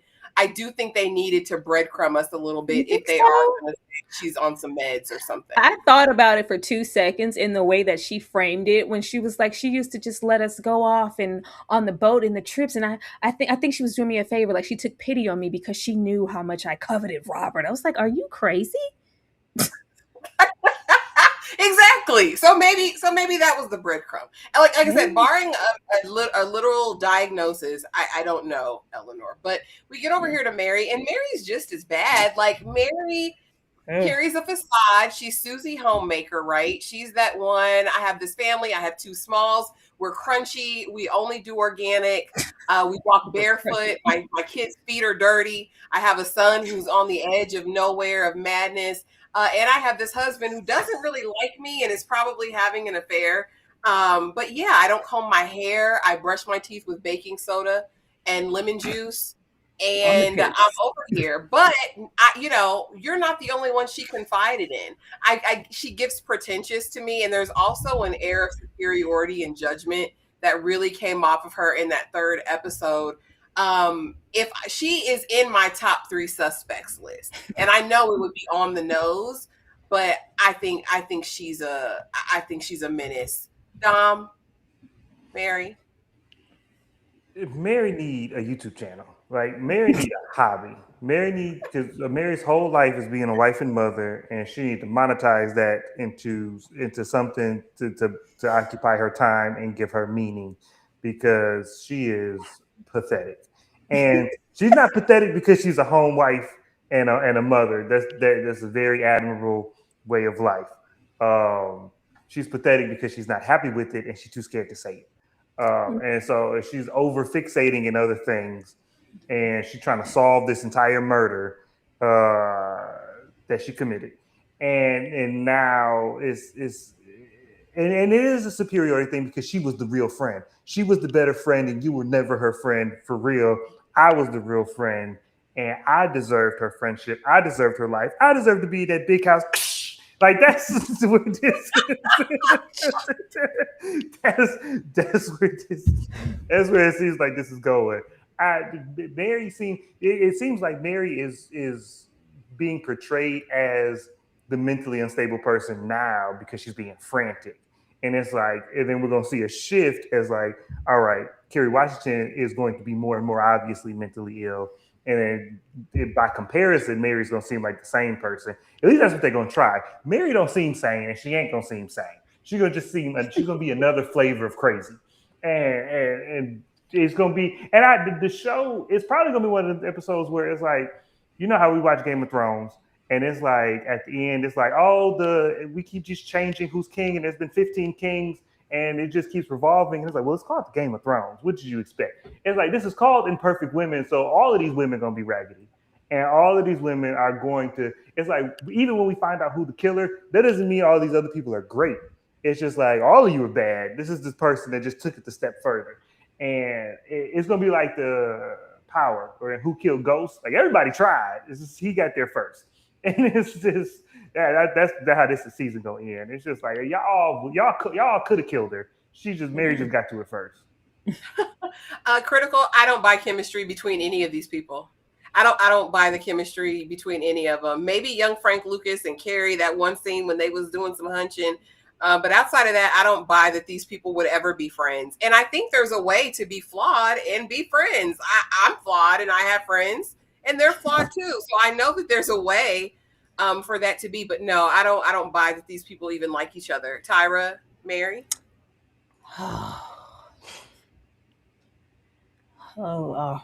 Okay. Um, maybe that Alfred is first episode offered child these little dresses. Um, Told you, Alfred. once we saw her and she had this white dress on, I said she did it. The moment we saw her, you know how I am in a scene, Ashley, when someone's eating an apple. I'm like, oh, they did it. She did it. Like, why are The you security wearing this dress. ice white homely ass dress, Mary? I thought either she did it, and I thought her son was awkward as hell. I said, if you didn't do it, your son did it, and you're trying to cover up and trying to be involved in the case to see where it is, how it's going, because I don't want to get caught and I don't want my son to get caught. It was just off-putting. But I really want Mary to have some stock in this and be diabolical, because there's no reason that you should be this invested just off the strength of, well, I'm the good friend. There's no in hell. She's obsessed. The way they called Carrie all frantic, like, you need to get down. And she's like, well, wait, I'm not a suspect. Like, girl, we didn't call you for that. You need to come get Mary. She's down here doing the freaking most. Like, she's like a dog with a bone. And it could give, well, she is a stay-at-home mom. She doesn't have much going on, but it's like she's waited her whole life for this friend to die so she could have something to do. I want it to be this is all a facade and something that I'm putting on to appear that I care enough, because and it's not hard to do, because I don't buy any of their friendships, even her in adjacence to Nancy. You really care that much about Nancy? It really matters that much to you? I really don't think so. You're really jealous at the fact that I was the better friend. I was the good friend. You even wanted her husband, and she told you things that she didn't even share with me. Do you really? I just don't think she cares enough, and I don't know if that's just a testament to the show and their lack of giving them time to really fester in the friendship and get into some chemistry and some my girlfriends type energy. I just don't believe she cares. Now, I would care if I was involved. I would care if my son or somebody, because Carrie did say I'd barely be. It's just not interesting. But a part of her alibi was going to pick up her son from where again? Eleanor went to pick up Mary's son because he did something, and she's like, He I don't owes want some him. people. He Hmm? owes some people some money. He was like in a pool house, and he owes some people Yeah. some money, and she went to go get him. I guess. Yeah, and it's like, well, I don't want, anyone to be upset or want him involved in this. Let's just keep it hush hush. I wouldn't want his parents to find out. And then that's just where that is. It's just something really off with the family dynamic, and it's not as great It was as it just is. It's horrible. like, oh, I'm just a bored housewife and I'm trying to be a good friend. No, the husband does give cheating. He's off, on a business trip. You know that scene in Harlem Nights where he get with Sunshine and say, hey, yeah, I ain't never coming home. I think it's too coochie. He's two coochies away from calling Mary and saying I ain't never coming home. She's tired. She's sick of those kids. She hates it there. She hates it there. And I think she wants us to believe that, I'm happy with my life and this is what I chose. And you, Carrie, you've been the one. You're a bad person. You always wanted Robert and da da da da. But me, I'm giving off this air of perfection. Like, no, I think she's miserable and she did something. What she did, I don't know, but you can't tell me you just heavily committed to finding and solving Nancy's murder because she was my friend. No, you did something. And she always looks frazzled and unkempt. And you know how I feel about a frazzled, unkempt person on the shows. They can't be trusted 9 times out of 10. But one of the big themes to me that was super evident was, of course, the facade of friendship. And by the time we get to the end of episode 3, none of these hoes liked each other. If my friend is crying, screaming, saying, I need your help tonight. I need you to go with me. I can't do this on my own. I'm never going to tell my real friend, get the F out of my car. Later on in episode 3, when we have the interaction between Mary and Eleanor, I'm not going to put my friend out her my house. Like, I'm not going to do that. Like, fiery. I'm not going to that we're having right now. I'm not doing that. I really feel like my biggest issue or gripe with this show is, like we just said, I don't believe any of these people were friends ever. I do, and it's not even a situation where I thought, oh, well, maybe they were friends in a time and just outgrew each other, and now they're these well-developed people and they're just growing in different directions. No, they're all still very broken, damaged, and it gives we're just friends on paper. We do our birthday dinners together. You come over to birthdays and anniversaries and events, but you don't really know me and I don't know you. Tyra? Is it a facade on purpose? I would think just the base of the show, they want us to believe that they're friends. Like, I'm like, did I miss something? Because it's just not present from the moment that we meet them. I felt that way before we got the whole "I need you to come with me, friend. I'm desperate. I can't do this alone." I never felt like they were friends. From the moment that that lady dropped, she went and prioritized Robert, and we had Mary prioritize solving the case. It's not. It's just. I don't know. I'm hoping that there's a purpose to. I'm really hoping that this is a series that has like a really significant turnaround. It's just like, oh man, I didn't see that coming. That was good, but I know it's not. But I know it's not, and that's just sad.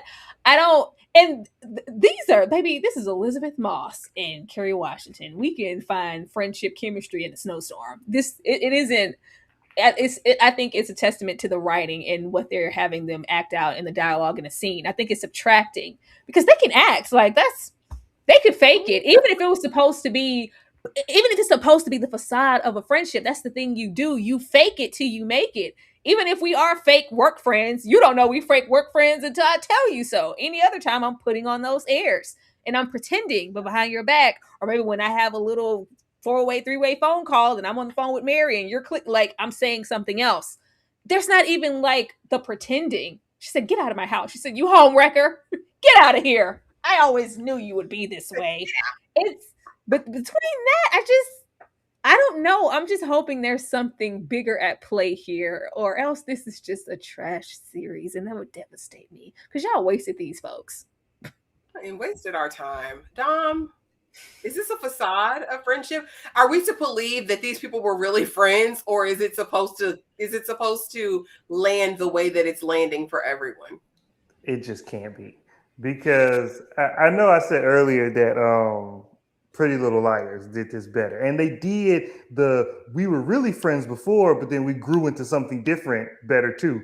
But even like in movies where you only get 2 hours to do it, The Best Man shows Yeah. like, okay, we're friends and we've been friends for a long time. Now we don't see each other as often, but you still get the chemistry and you get the camaraderie and you get the history. Even if we're different now and we got our issues, you feel the history. This don't we all met today on the first day of set, and that's how it plays. Like with line read, clink glass. Like that's how it feels. And I almost got, and these characters are just too stock. Like I said before, these characters feel like Fine. we made archetypes and we made general categories for what these characters are going to be, and then we just stopped there. And we was like, all right, cast them and let's start. And we didn't develop them any deeper or make them any more complex. Nobody's complex in this show at all. Elizabeth Moss I thought she was going to get there when she was going off on Kerry Washington, and she said, and she was talking about sacrifice and what real marriage is, what real sacrifice is. And she was like, my husband is in Ohio. And I thought she was going to say, it deep inside somebody else, and I got to deal with that for my family. I thought she was going to go off, and I was about to be like, "Oh, okay, now we're here." Now, and I was going to be sad for the rest of the series if that was what she said. But she was like, "He getting another job, and we might move to Ohio." We might have to move. Sacrifice. Woe is me. Is the dad the dad? She said all of that, and it's all under the umbrella of like you cheating, low down, dirty heifer, ruining, and my friend. And Carrie goes, "You're moving." That's all you took away from that. That's all. Yeah. Like, wait, Ohio? Ohio, you could I'm move. like, I just this can't be like the facade. There was always supposed to be a facade, and we were always supposed to get underneath it because that's the tagline of the show. It's like they say they shared everything with each other but their secrets. Like that's the tagline for the show. So there was supposed to be like this veneer of friendship and then layers underneath it. But there's not a veneer. There's mannequins. Their friendship, I believe their friendship as much as I think of a Forever 21 mannequin as an actual model. Like that's the level of French. That's the level of surface level they got. I don't got it. I can't see it. And Kerry White, and they wasting these people because Kerry Washington was doing her acting. Like in this last episode, when she was driving and she was doing all the face stuff, and when she was doing her speech, and she was had to catch herself because she was drifting off into the memory, and she brought herself back. That was good acting for some terrible writing and a terrible character. Like she was trying. I don't hate on kids. She was doing it, but it wasn't there. It wasn't there to be done. I think it's going to boil down to writing at this point and the story in and of itself. And again, and maybe they're trying to go a different direction, but let's get over here because this is just 3 of the iterations, the lives of Kerry Washington in movies. Of course, Olivia Pope. Of course, over here is Eleanor. And then we had her in Unprisoned, all in proximity to white man and this desire for different reasons, right? In Unprisoned, it's because I want the exact opposite of my father, who's a black man. Over here in this show, it's giving, I want this white man because he never chose me, and now's my time to be chosen by this white man. And then we know Olivia Pope best over in Scandal, with Fitz and a myriad of other white men, but married white men is her flavor. Storyline fatigue, the Kerry Washington trope. At this point, this is her trope because it's a combination probably of a couple. We can go over there with the Jezebel, which is a hyper sexualized black woman, right? That we see in she's gonna take your man, and she's gonna be a seductress and all of those things, wrapped in a mammy because I'm here to serve. My blackness is here to serve your whiteness and get you where you need to be. For Fitz, I'm covering your sins, Fitz. I'm going to work this out for you. Over here, it's very much the same thing. In Unprisoned, she was trying to fix everybody, right? And so we kind of see an amalgamation. And then also kind of, again, and she's not a mulatto, but bordering, tinging on the tragic mulatto trope, which is my life will never be fulfilled inherently because of who I am.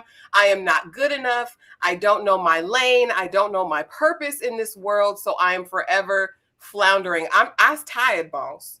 And Dom did a really good video the other day about, one battle after another. Go to his TikTok, y'all, if y'all aren't over there. And he talked about depiction versus kind of like someone putting their stamp of approval on something. Dom, I'm tired of this depiction, period. I don't want to see it. Like, give me a break. Give me at least a couple years. Give me some space between. Like, we've seen these tropes perpetuated year over year over year over year. I think there's more room. I think creativity is bigger than this. I think we have more room and ways to go.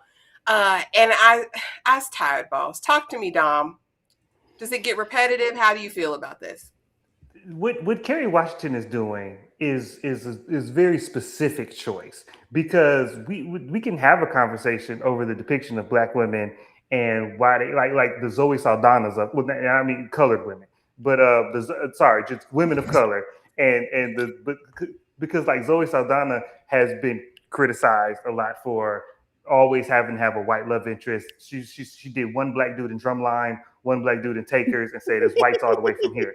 But there's at least an argument for her because she also got bigger and bigger roles, and so there's an argument to say that that's what she needed to do in order to get those roles. Like in order to sell you to a mass audience in a movie, you got to be with a white. And so whether we agree with it or not, there's at least outside element that we have to consider when we talk about that. What Kerry Washington is doing is a very deliberate choice of not just a white man, not just a white love interest, a married white man. And she's almost like a super mammy or a super Jezebel, because typically in the Jezebel trope, like they don't have any agency. Like they aren't, they don't have any, they usually don't have any other choice. Like they're a slave to this higher power that has control over them. And but Olivia Pope, all of Carrie's roles, I did, like I said, I only made it 3 episodes in Unprisoned because it wasn't funny. But in this and in Scandal, she has all the power. She's a very powerful person. She has a lot of resources. She has a lot of access, and she can do, and she can make stuff move, and she can make stuff happen. And then all of that gets turned to mush for the white man. It's either turned to help the white man or it just is ineffectual when it comes to the white man. Either one. And so it's like you got superpowers and you still choose to do this. And these are roles. You can make the argument that Scandal was a job that she had to take because of where she was in her career. You can make that argument. Cool. But she was an executive producer on everything she did after that. She had creative control over Unprisoned. She had creative control over this. She could have not done this. She could have just been an executive producer and collected a producer check. She could have not had to act in this role. She chose, and like Tyra said earlier, she could have been the Elizabeth Moss character. She could have been the housewife. She could have been the homely person. We could have seen her with unfurled hair and a muumuu, and we'd have been like, "Oh, this is out of step for her." But no, she was like, "Oh, there's a tall, lanky, rich, powerful white man that I can lust after, and he's married. That's the role for me." Matter of fact, put all these other people to the side. Take away some of Elizabeth Moss lines because I need a sex scene, and give me those heels. I'm keep the heels on to try and recreate that boot sex scene from Scandal. Like this is a choice for her, and I don't know what it is. She can talk to somebody about that because, like you said, I'm tired of seeing it. I'm tired of seeing it, and I don't have a defense for this. Like one battle after another, and like the real world choices we got to make in the culture and in the industry. I can have a conversation about that. But this, when you got all the choices in the world and you choose to do this, I ain't got nothing for you. Tyra, talk to me. Storyline fatigue, the Kerry Washington trope of it all. I'm tired. I'm so tired. And we watch a lot of stuff, especially myself, as in, I love a good classic OG. If it's black, I'm there. So we've been here. I feel like we came up with Carrie, and there was like a switch that went off after everything that followed Miss Olivia Pope and Scandal.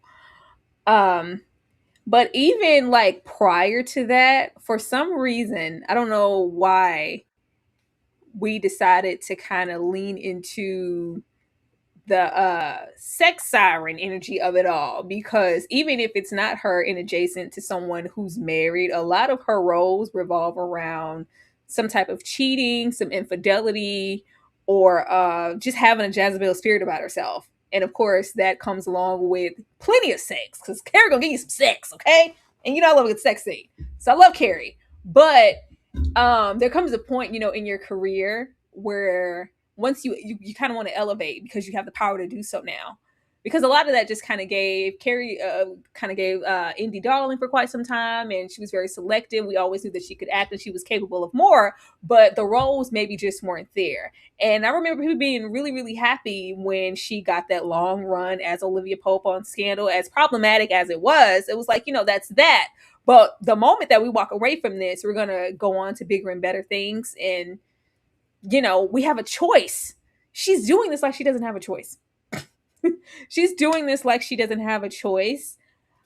I between this and anytime that I ever hear about Carrie, if it's not her on the red carpet trying to serve a look, it's about those goddamn faces when she goes viral. Hopefully we get one here. It's the Kerry Washington cry faces. But outside of the Kerry Washington cry face, the main thing I hear about Carrie is that Carrie's husband and Tony, aka Fitz, their spouses must be hella strong, because they're always having moments of borderline, baby, y'all know the show's over, right? Why are we having, I think we just had something recent where she called him up and He was in the drive-thru. He's like, well, hold on, I'm in the drive-thru with my wife. We're talking, and he was like, but I got time for you. What do you need, Carrie? I can talk and do whatever you like. It's just like so fits. What was our Da da best da sex da. Hey, Tim. scene? It's just very very. It's just like a line that's being crossed. Like reality is being blurred. Like you know you're not that, right? You okay? Fine. So when we get here, and it's just like, girl, again, Carrie, I don't know. Even if we did want to do this with this character and we wanted to give this trope, they could have hired someone else and like dumps it. It could have been, an EP credit and it could have been that. But it feels like Carrie has internalized this. It's like, well, why would we call anybody else? I'm so good at it. I'm so good at it. This is my shtick. Like I'm good at this. Like why would we like I'm gonna give you sex scene. I hate this for her. I long to see her in something appropriate where she can really give us her acting chops in a role that's not an adjacent to that. And I think it's been a fine line of like projects where it just felt like something fell off the shelf with certain roles, because I remember Carrie being in like really really really real black spaces, and then once we crossed that threshold and we weren't over there anymore with the roles that we were getting, it was, well, okay, now that I'm over here I have to act and be a certain way and play a certain stereotype. I don't know.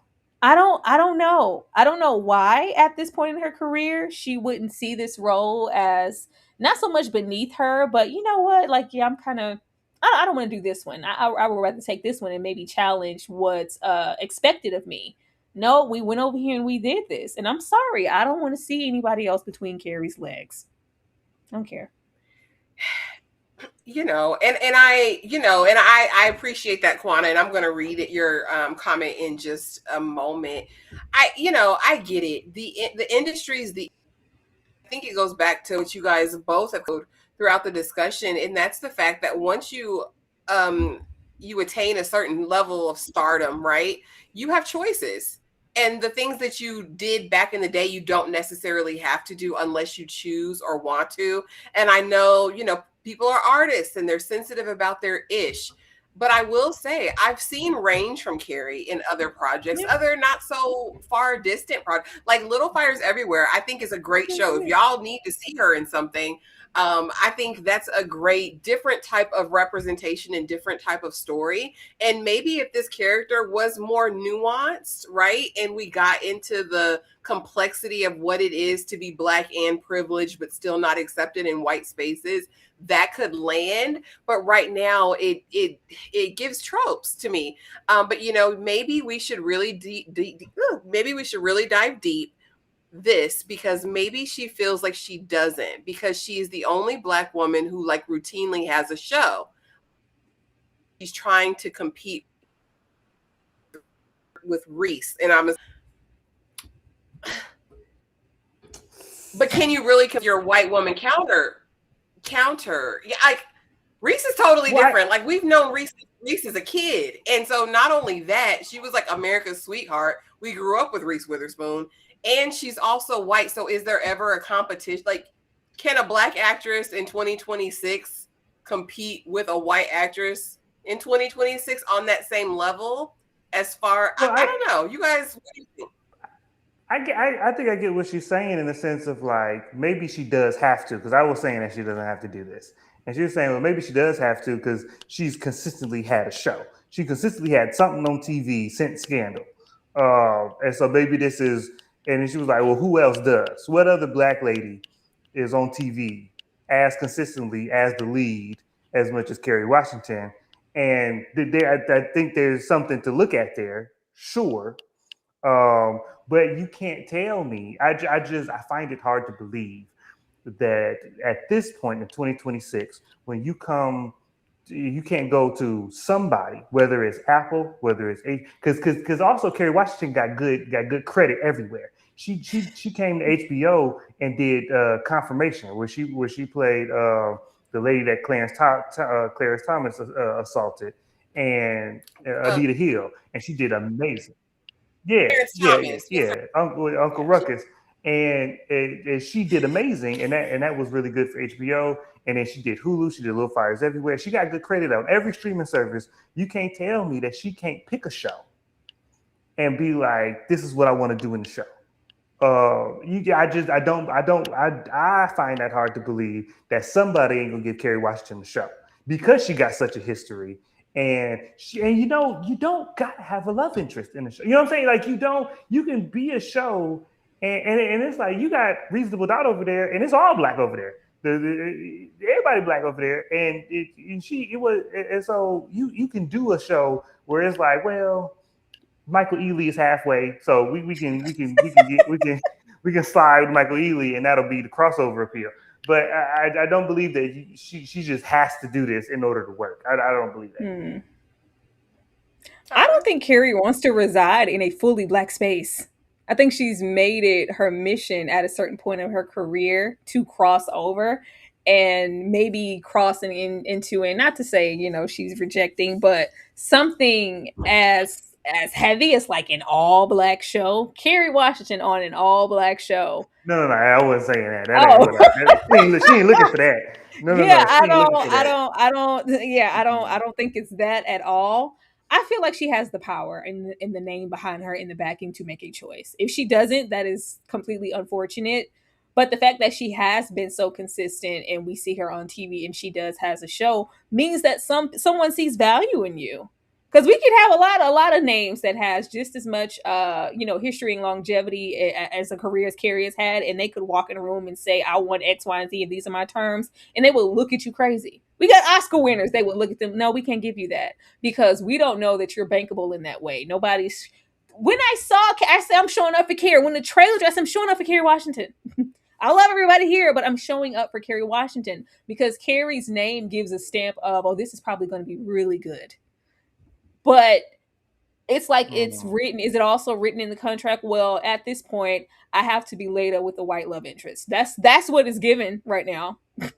With how often we see it, that's just what it feels like. And I mean, that's just that's disheartening because we want to see something else. I can't remember the last time I saw Carrie with the love interest that wasn't white outside of it being if it is black, it's a secondary choice. Like when we do have something like Unprisoned, where it's like, well, this married white man wasn't really working out for me, and my dad is kind of wagging the finger. My son is too. Let me go over here and give this chocolate a try. And then even here, it's kind of the same tempo. Like, that's what she did. I don't want you.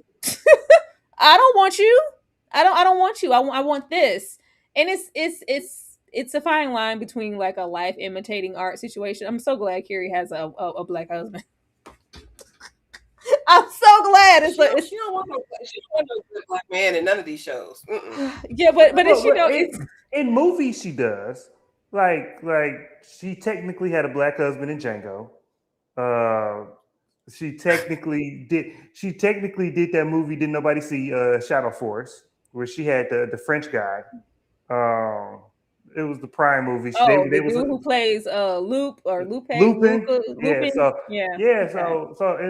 But also to the comments point, them stuff that nobody watched. So I'm not talking about Django, but she wasn't really in Django.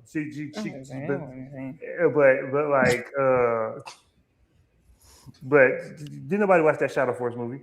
And so but it's also about where it is and the quality of what you're putting out. If you put the same energy that you're putting here as an EP behind something that's really well written, has just as much of a great cast, people are going to show up. They are. I feel like they are. But I feel like this is where she. We showed up to the Women's Army Corps. We showed up to the Women's Army Corps. Welcome to the Women's Army Corps. Like, oh God, Tyler Perry, please. Tyler Perry, please. Yeah.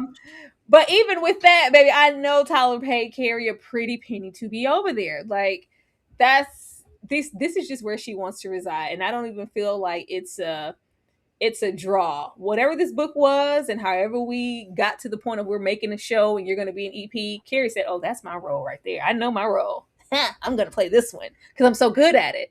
But I just wanted to be acknowledged that you could be so good at so many other things, and it could be really great and interesting to see outside of this so often. Yeah. It could just. I saw you mention Oh no, I was just gonna say, even if she ain't got to do a whole 180, get you a white man and just get you a single white man. Like, just we could do baby steps. Like, we could just do yeah, a single white man. Like, just we can just do that. A non-problematic situation would be a step in the right direction at this point. I don't want to see it no more. I'm sorry. at this point, choices are being made, and she's making her choices. I'm very, very sure of it at this point. Mm-hmm. And maybe now it's typecast. Back in the 90s, the actors wanted to be typecast because they knew they was going to Yeah, get consistent work yeah. for said type. Mm-hmm. But now, easing on over here, who did it? Marcus did it. June offered her son did it. That's my opinion. Immediately out of the gate, that was my thought. That's why he's here big. But of course, we have the known suspects. We have Mary, we have Eleanor, we have Robert, and I just added Marcus for good measure because I honestly think that it's him. He's deranged. I know crazy when I see it. When he came on the screen disheveled, my son need to volunteer because he going through. You need to see how the other people live. I said he is the other people. I believe something's wrong with him. The darkness around his eyes. He did something. He is tied to it, in my opinion. Tyra, who did it? You know, I thought the same thing. We said it when we saw him. He gave, what was that we watched with gosh, what is that show we watched? We talked about it with Quanta. He looked just like that Raggedy Son, just disheveled in a hot mess, like a little druggie. Was it Deception? What was it called? Deliverance? Disclaimer. Disclaimer. It was the D somewhere. He looked just like the son in Disclaimer. Say, what drugs have you been doing? What crack house did you come from, sir? I immediately thought it was that, and then it doubled down a bit when Offered got so involved.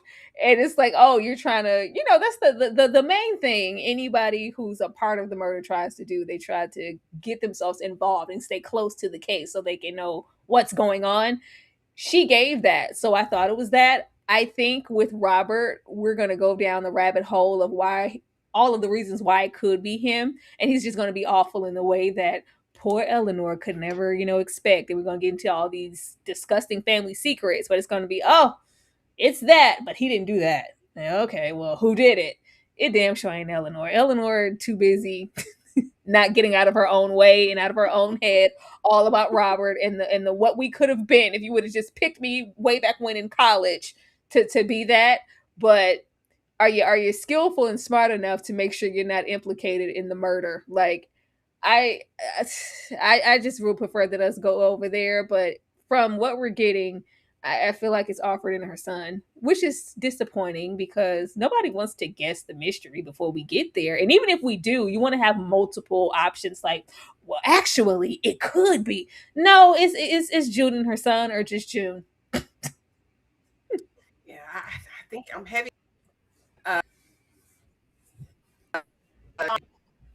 Yeah, I mean, it's either June or her son, or June and her son. Like because it's reminding me a little bit of like a worse version of that Jessica Biel show, The Better Sister, um, with her and Prime. yeah, on Prime, and where it was like it kind of was but it just seems like it was like it's the son, but the mom tried to cover it up, but oh, she wasn't really dead, so the mom bashed her head in the skin because we gotta go ahead and make her dead now too, so now we both implicated.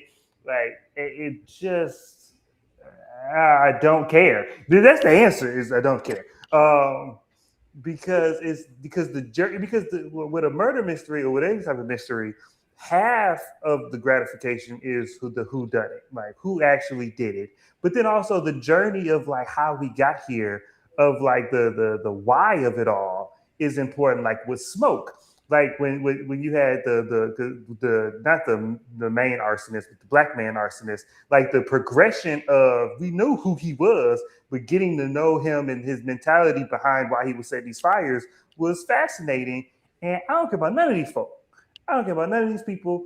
I'm not invested in their lives being not what they wanted. I don't care if their lives are being destroyed. I don't care. And I'm the person who, and I'm a staunch person of like I like seeing drama with wealthy people. I don't like seeing drama with poor people because they got enough problems. So if you're gonna show me drama or horror or murder, show it to me with rich folk because they got time. And but these rich folk are boring. I don't care about none of these folk. It's just it's Offred and Offspring.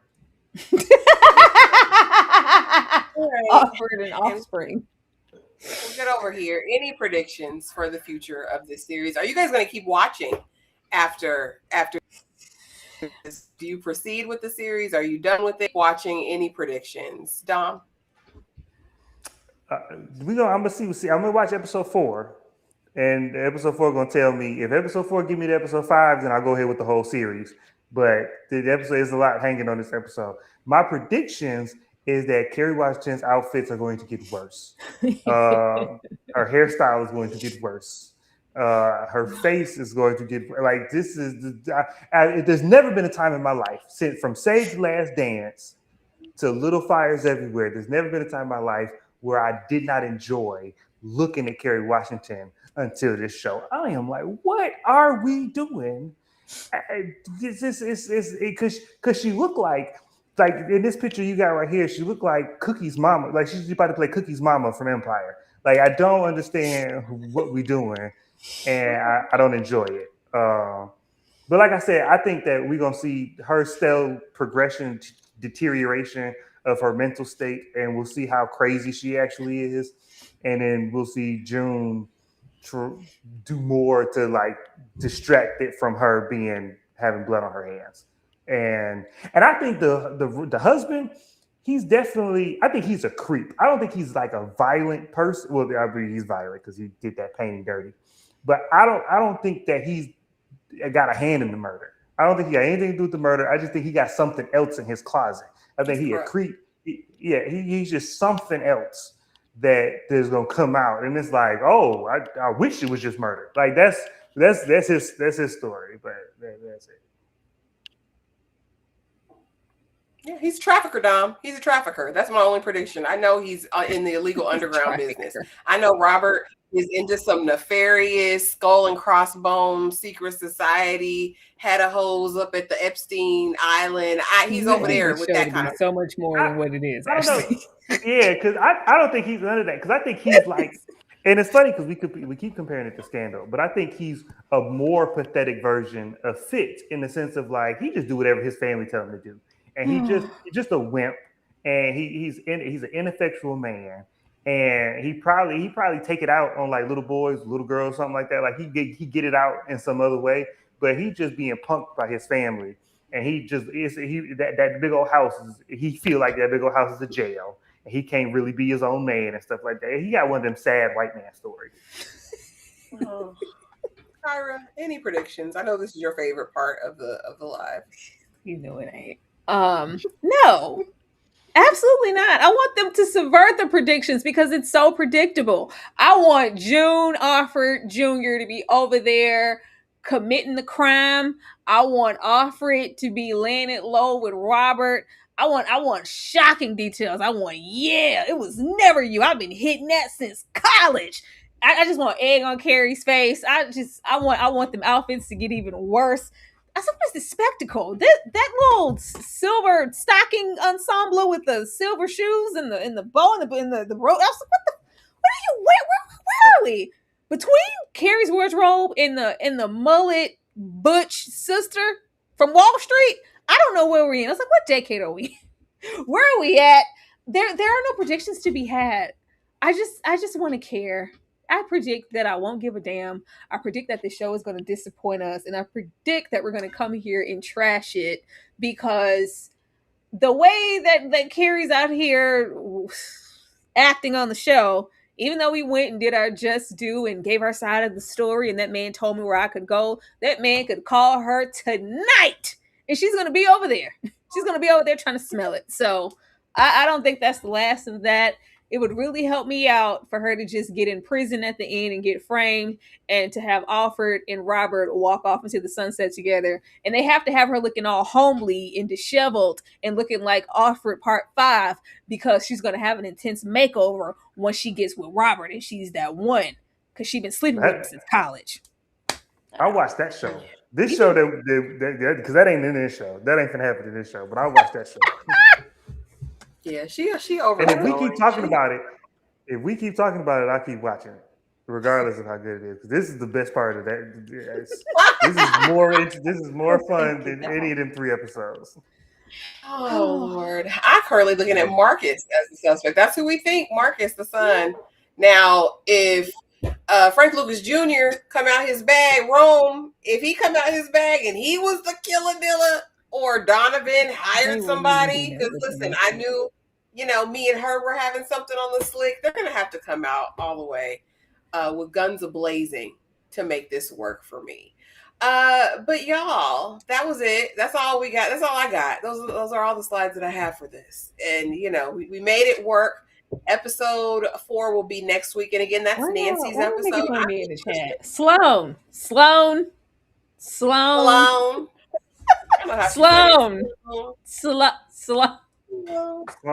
at least knew how to dress. Oh, 3 women all day over this show. 3 women was highly entertaining. It was highly disturbing, but it was highly entertaining to watch. Yeah. Like the bloody shower scene saying that room smelled like pennies.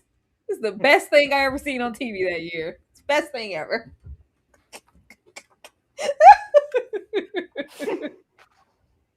Dom and the penny smell and her running around with sheets. That was a time to be had. The bloody sheet cape. Oh my goodness. That was a time. It was the sun falling down the where was he? Was he in a porta potty? He had fell down because she fell into the hole. She was trying to get some. She was trying to get feeling while she was at the park with her son. Good time. We took that show for granted. We took it for granted. We did. Blair Underwood confessing his undying love while right in the midst in the musty room where she was getting smashed. Oh my goodness. This is getting cinema. Smashed and then she vomited on it because she was a little. Dom said, "This is cinema. This is cinema." But y'all, that was it. Dom, I'm gonna give you the floor. Let the people know what you got going on. Anything you want the people to know. Come Cinematic Pain. Especially on TikTok, we have a good time over there right now. Like Ashley mentioned earlier, I got my defense of One Battle After Another up, and it's getting everybody up in arms. But again, I just be explaining why I'm right.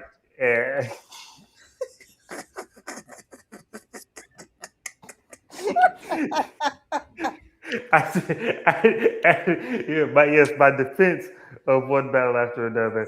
And then tomorrow, well, it might be up tonight, but look for it tomorrow for my video of Michael B. Jordan's. We talking about his $18 million that he asking for now that he got his Oscar. That's what we're going to talk about later. All right, 18 million. Get your money, Michael B. Tyra, anything you want to let people know tonight? What you want to let people know? You already know. Be there tomorrow. We are talking about the finale of Love Story.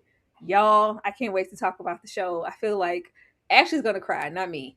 But I feel like it's going to be so good. Be there for that. Be sure to hit the like button and hype us up, especially if you want us to come back for these raggedy ass women, because the show was not good. And I doubt episode 4 is going to give us anything. Don't put them tears on me. I'm not going to cry. I'm an OG, triple OG. I'm bracing myself for that. I'll probably cry on the pit tonight before I cry for them people. I'm definitely crying on the pit, boy. But we're going to see. But thank y'all for coming through. Thank you for supporting the live. Let us know how you felt about it. Does this show have potential? Is it going anywhere? Were we hard on it? Drop it in the comment section after the live post and let us know how you feel. Thank you for being here. We appreciate you. Like, comment, subscribe, hype the video, do all the things. And we will see y'all in the next video.